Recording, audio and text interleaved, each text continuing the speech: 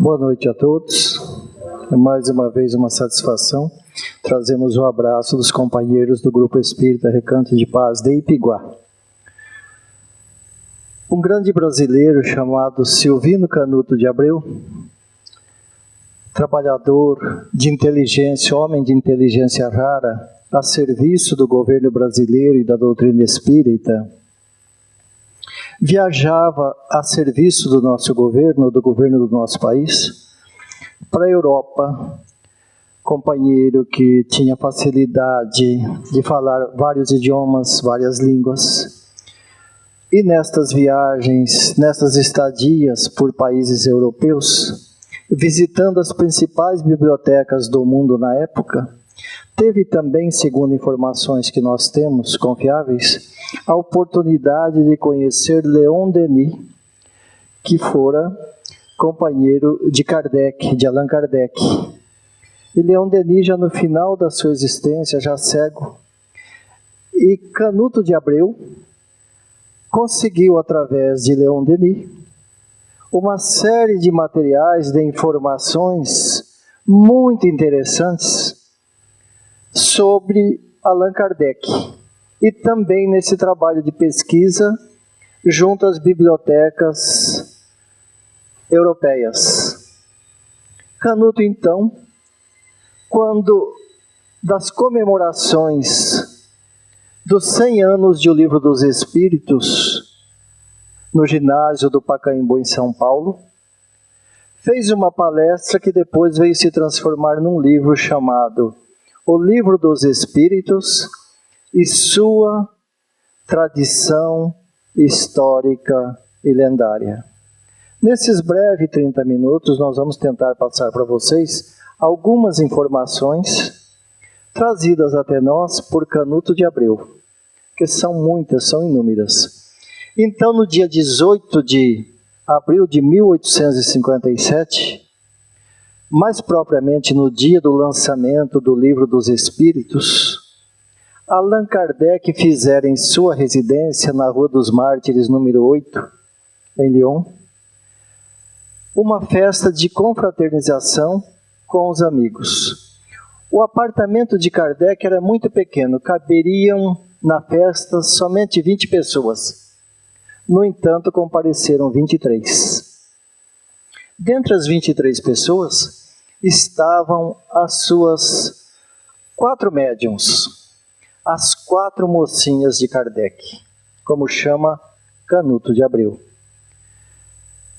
Dentre elas, nós temos, então, a Caroline, com 18 anos de idade, sua irmã Júlia. Temos a Ruth Celine Jaffé e a Irmance, que ficou lá no final e que está... Deixa eu mudar aqui para poder pegar todo o quadro, né? Só um segundinho aqui.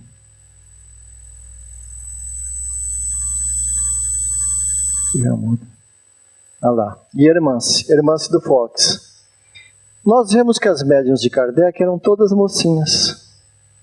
Mas assim que terminaram as atividades a serviço de Allan Kardec, o próprio Kardec comenta na obra que a mediunidade delas seria retirada. E é natural que isso acontecesse, e até necessário por parte dos espíritos, porque senão elas poderiam passar a serem utilizadas por médiuns inconsequentes e também por criaturas que não tinham assim uma responsabilidade como Allan Kardec. Além do que, Kardec também trocou o nome delas. Esses nomes não são verdadeiros, para que elas não viessem também a sofrer consequências em virtude do trabalho de tão tamanha importância que elas desenvolveram para todos nós. Então, as 4 mocinhas, nesta reunião na casa de Kardec, neste breve resumo que vamos fazer para vocês, a obra é essa daqui, ó, O Livro dos Espíritos e Sua Tradição Histórica e Lendária. As 4, então, se reuniram numa salinha ao lado. E aqui Canuto de Abreu vem desenvolver o bate-papo entre as 4 mocinhas, que é muito interessante. Elas eram risonhas, felizes, mas, segundo as informações que temos, de uma responsabilidade, uma conduta moral ilibada. Criaturas de grande conceito e de grande responsabilidade, como já dissemos. Caroline e Ruth eram irmãs. Aliás, Caroline e Julie eram irmãs. A irmã do Fox chegara no grupo neste dia do lançamento do Livro dos Espíritos. Portanto, ela era uma criatura curiosa e fazia as perguntas todas, como havia ocorrido o trabalho todo por parte das outras 3 médiuns. E ela, tipo perguntadeira, perguntava muito. E elas iam respondendo. E a gente observa que as perguntas eram interessantes. Mas a irmã do Fox já havia recebido uma obra mediúnica histórica, escrita pelo espírito de Joana d'Arc por intermédio da sua mediunidade. Então já era uma médium também de uma qualificação bastante elevada. Tanto é que Kardec a utilizou na segunda parte do Livro dos Espíritos, porque na primeira parte, nesse lançamento, foram só 500 perguntas e 500 respostas. Depois é que foi feita a segunda parte, com mais 519 perguntas e respostas. Então, as 4 mocinhas trabalharam interessantemente, com grande responsabilidade a serviço de Kardec. Vamos acompanhar aqui resumidamente, para que nós possamos, então, fazer esse resumo rápido, né? Vamos adiante. Uma noite, segundo elas já tinham as atividades mediúnicas na casa do pai e da mãe, a Caroline e a Júlia, 2 irmãs. Uma noite chega, então, o professor Kardec, na verdade, na época ele chamava professor Rivail, mas nós vamos aqui, para não ficar confundindo, já trabalhar com Kardec. Com a madame Amélie Gabriele de Boudet, sua esposa, né? E o espírito guia que atuava ali na casa dos pais da Caroline e da Júlia chamava-se Zéfiro. Então os recebeu amistosamente, saudando o professor com estas palavras: salve, caro pontífice, 3 vezes. E o Kardec disse: salve, salve. Foi o primeiro dia que Kardec chegou em uma atividade mediúnica a convite de um amigo. Aqui nós estamos realizando resumidamente, entendeu? E o professor, segundo elas, entrou daí por diante a frequentar-nos com assiduidade as reuniões. Vinha às quartas-feiras e sábados. Era assíduo, Kardec. Durante as sessões conversava pouco, observava tudo. Então nós vamos percebendo que Kardec era um observador, como todo pesquisador é um observador. Todo pesquisador é um observador. Por isso que eles são pesquisadores, porque quem não tem aquela capacidade maior de observância, naturalmente que tem grande dificuldade no campo da pesquisa. O observador sempre tem mais facilidade, né? Tomava nota das respostas dadas pelos espíritos. Ele ia anotando, quieto lá no público, né? Quem quer que fosse, quando continham, ao seu ver, um ensinamento de utilidade geral. Aí é que está a questão interessante. Aquelas comunicações que não tinham um ensinamento de utilidade geral, Kardec descartava. E nós vamos observando aí a evolução desse espírito, a grandeza desta entidade encarnada entre nós, chegando a atividades mediúnicas, com quase base nenhuma, a não ser a sua inteligência, a sua capacidade de pesquisa e de observância, mas tomando já nota só daquilo que lhe interessava. O que ele achava que era fútil, pueril, ele descartava. A observação vem de encontro a cada um de nós. Com relação a médiuns e informações mediúnicas. Nós também devemos botar muita observação em tudo que os espíritos possam dizer, principalmente nas obras mediúnicas que estão saindo por aí, né? Com colocações aí que realmente não dá para a gente comprar, né? Ou vender a ideia. Ele pessoalmente não gostava de fazer perguntas, Kardec. Limitava a saudar o guia, o Zéfiro, e a leitura de suas respostas. Certa vez, porém, quebrando o hábito, indagou-lhe ao espírito Zéfiro se era possível evocar o espírito de Sócrates, o grande filósofo grego. Disse Caroline: todos esperávamos um dito chistoso de Zéfiro, que zombava delicadamente dos evocadores de espíritos célebres. Ele não gostava que evocasse espírito, o Zéfiro. Mas o Zéfiro era um espírito muito brincalhão, né? E o Kardec era um homem sério. Então Kardec, logo nós vamos observar que ele resolveu botar ordem na casa. Como se esses não tivessem ocupações na vida espiritual. Então, convocações de espíritos, não. Ou passado para outra existência com outro nome, intervém Ruth, né? Caminhando. Mas Zéfiro, continuou Caroline, para espanto nosso, respondeu: sim. Sócrates já tem assistido a alguns de nossos colóquios, algumas de nossas reuniões, pois você o consulta a miúde mentalmente. O Espírito disse para Kardec: mentalmente, em pensamento, você já consulta o filósofo grego Sócrates. Declarou-nos ter, de fato, Kardec pensado muitas vezes no filósofo grego Sócrates, esperançado de obter dele a verdadeira filosofia dos espíritos adiantados.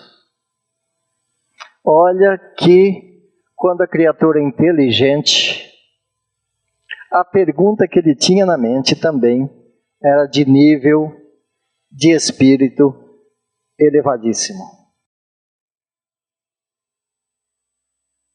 Esperançado de obter de Sócrates a verdadeira filosofia dos espíritos adiantados. E perguntou Zéfiro se tal aspiração podia ser alimentada. Perguntou a Zéfiro se tal aspiração poderia ser alimentada de esperança. Será que o Sócrates pode me responder essa pergunta?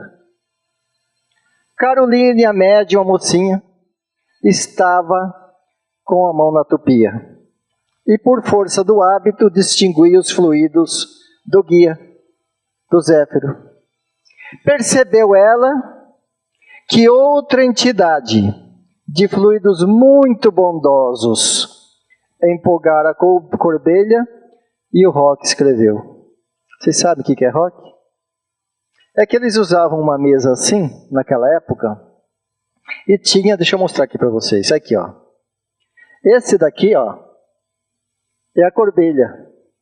Eles amarravam um lápis aqui na ponta, e elas colocavam a mão assim, as médiums, as mocinhas, as duas, na mesa assim, as quatro mãos, e magnetizavam a Corbelha, e essa cestinha aqui, sem as flores, com um lápis de pedra, o Roque é um lápis de pedra, escrevia na mesa. Foi assim que foi escrito o Livro dos Espíritos.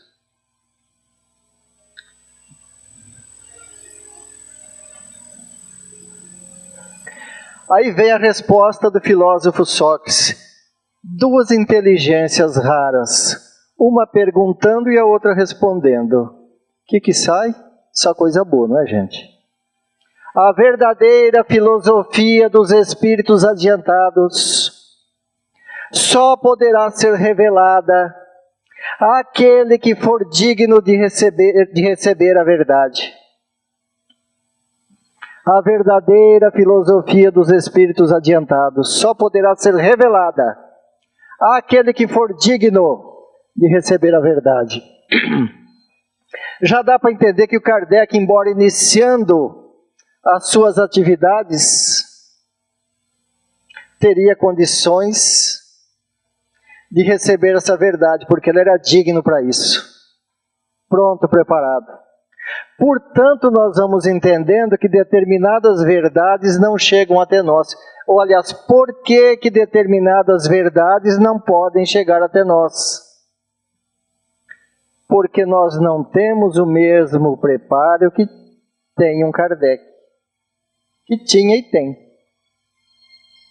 As verdades só vão chegando até nós de acordo com o nosso processo e o nosso nível de evolução.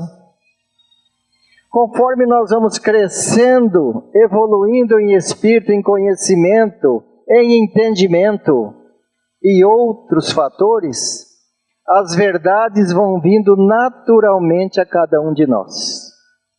É uma lei natural. Natural. Então a resposta de Sócrates é uma coisa extraordinária. E disse o Sócrates: fica Zéfiro, o guia das meninas, incumbido de dizer-me oportunamente a Sócrates: qual dentre vós é o mais apto para que essa verdade possa ser revelada? Que seria a doutrina espírita, que seria o trabalho desenvolvido pelo Espírito da Verdade.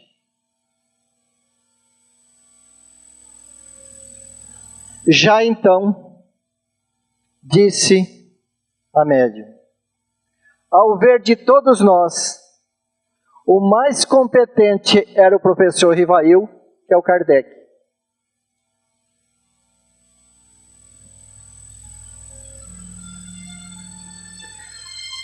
Os Espíritos do Senhor, que são as virtudes dos céus, qual imenso exército que se movimenta ao receber as ordens do seu comando, espalham-se por toda a superfície da terra e, semelhante às estrelas cadentes, vêm iluminar os caminhos e abrir os olhos aos cegos. Eu vos digo em verdade, que são chegados os tempos em que todas as coisas hão de ser restabelecidas no seu verdadeiro sentido, para dissipar as trevas, confundir os orgulhosos e glorificar os justos. Este, o Espírito da Verdade, foi o grande guia de Allan Kardec. Esta mensagem está no prefácio de O Evangelho segundo o Espiritismo. E o que é o Espírito da Verdade? Kardec perguntou: você pode dizer para mim quem você foi na Terra? Ele disse assim: para você, sou apenas a verdade. Emmanuel, no prefácio do capítulo 4 do livro Paulo e Estevão, referindo-se ao Espírito Santo, diz assim: Espírito Santo significa a pleiade de espíritos que trabalham a serviço do Cristo em benefício da humanidade da Terra.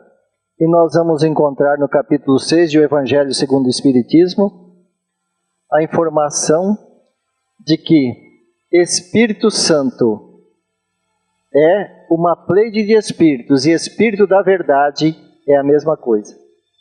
Então, o Espírito da Verdade é uma pleiade de espíritos que trabalham a serviço do Senhor. Qualquer espírito que fosse ali e trouxesse uma mensagem pelas 4 mocinhas, se fosse ele, por exemplo, São João Batista, João Evangelista, Simão Pedro, fosse quem fosse, qualquer um deles, por serem espíritos de escola, de nível, sintonizados com a mensagem do Cristo, fosse qualquer assunto que fosse trazido a respeito da mensagem, o conteúdo seria mais ou menos o mesmo. Isso significa Espírito da Verdade. Espírito da Verdade é o conteúdo que qualquer espírito da equipe do Cristo possa trazer até nós.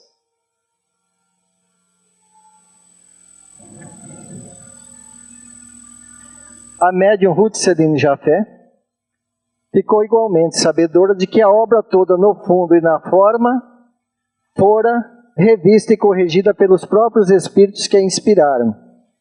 Sim, a revista que Kardec criou e a corrigenda aduziu Júlio foram em grande parte realizadas através da mediunidade da Ruth Seline Jafé, em casa do Sr. Jafé, que era o pai dela, né?